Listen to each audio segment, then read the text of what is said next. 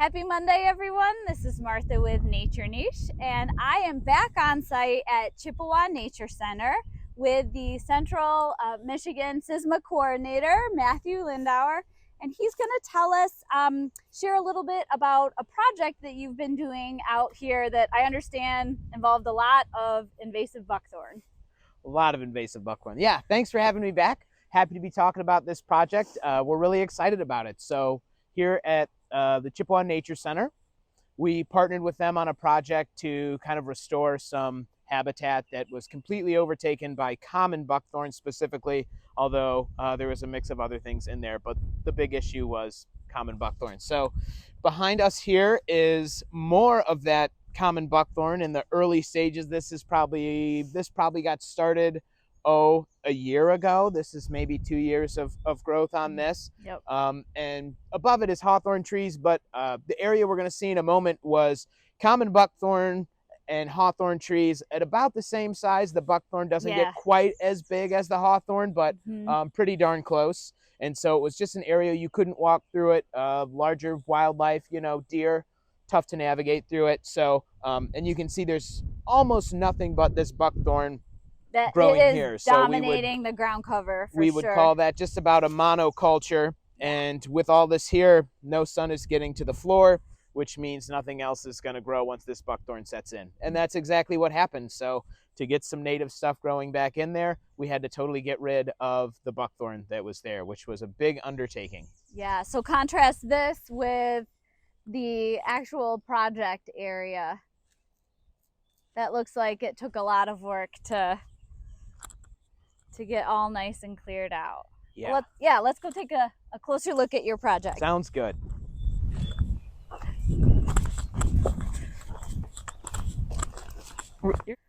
So this looks like quite a bit of clearing happened, and I see some pretty sizable stumps. What was your approach for invasive species control?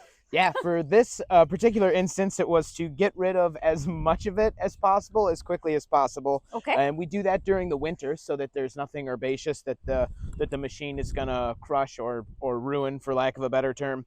But that also means we're dealing with weather here in Michigan. In this case, a lot of snow. So a lot of times you'd want these to be like completely flush with the ground, but it's tough to tell when there's so much snow, and it happened to be one of the worst weeks of a pretty mild winter. But so this is what is left of the stumps, and there are these all over this area here. You can see all the mulch, kind of like big wood chips through here. And once things start to grow again, and we get a year's worth of seasons coming through, this stuff will break down pretty quickly.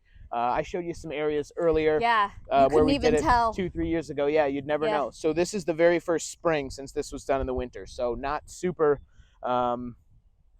beautified just yet with things coming back. But we have some nice natives that are sprouting back up. Yeah. I saw avens on our walk out here, and there's some meadow rue and some aster coming. So good things. Sedges. Yeah. So we want to keep promoting that.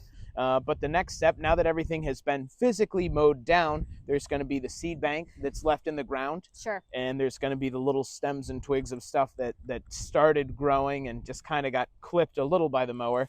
And that means we'll have to come back through and do a foliar spray, spraying the leaves of these plants once they sprout with an herbicide to more effectively kill them off.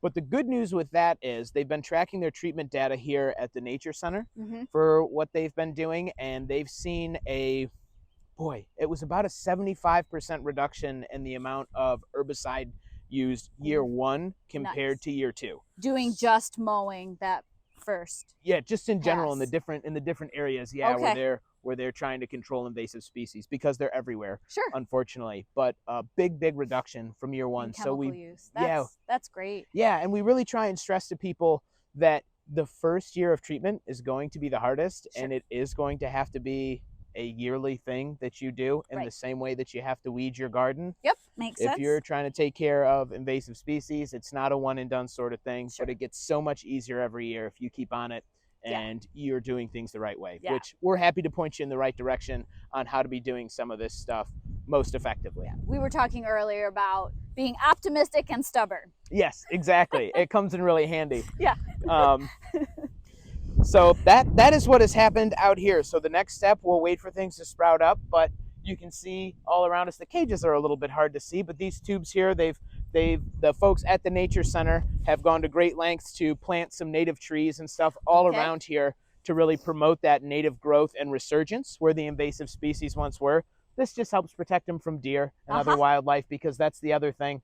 I know Tom, the director of land and facilities here, is always saying in terms of priorities, it's kind of invasive species and then deer. Sure. And then presumably a large drop off to whatever the next biggest issue is. But those two things, if we can get those somewhat under control, we'll have this place sprouting with all kinds of cool native stuff.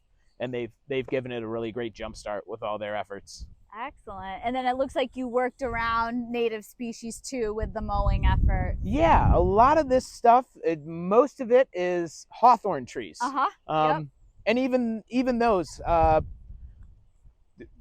we're kind of indifferent to them out here, which makes it. You have a lot, Yeah, there's a lot of them. Yeah. They're pretty robust, and which made the process a little bit easier. If a tree gets dinged here and there, trying to get rid of the invasives, it's not the end of the world, because it's almost all hawthorn otherwise. Sure. So, but it's nice to have some stuff here. Provide some place. shade, for the things coming back up. So it's not totally barren. Yeah, and it's nice to know that even with, it sounds like you used a pretty big forestry mower out here, you can still work around key things if you make it a priority. Yeah. Absolutely. Yeah, we had to flag all these trees and then take down all the flagging when we were done, but that was probably, I think it was 5 feet across, the big rolling head on it. Yeah, a little wild turkey out there.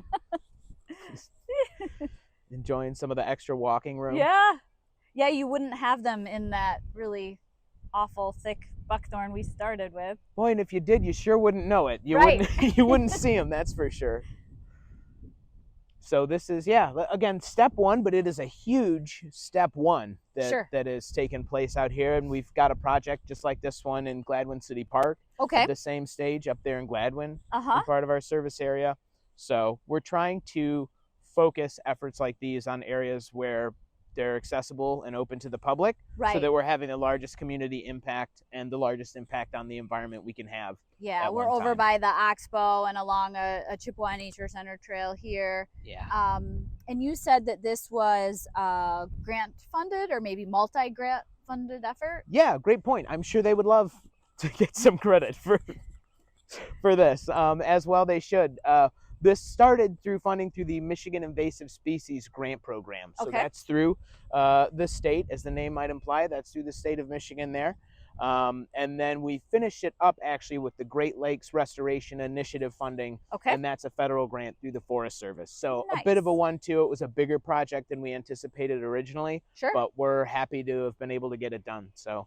Excellent. All right. So folks, if you're local to Midland, Michigan, you can come out to Chippewa Nature Center and take a look. Otherwise, kind of looking at those invasive species management grants, you might be able to see announcements and find projects like this near you. Yeah.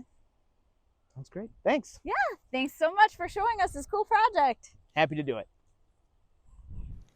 So for my local viewers, here's a map of Chippewa Nature Center's trail system and the location of this forestry mowing project for buckthorn invasive species management, so you can keep an eye on it. And I just wanted to mention that the timing of this project was great, that they had it scheduled during the winter when herbaceous ground cover wasn't growing, but also the local rare wildlife. There are Blanding's turtles and wood turtles known from this area, when those would be overwintering in safe places and not active on the landscape. So using that equipment in the winter is a great way to avoid adverse impacts to wildlife species and help create better habitat for them. So this forestry mowing as part of an invasive species management plan for buckthorn or other woody invasive species, it's just one approach, but I hope seeing a real life example is helpful. And I encourage you all to get out there, have a great Make a Difference week, and volunteer on public lands or other places that need our stewardship this week.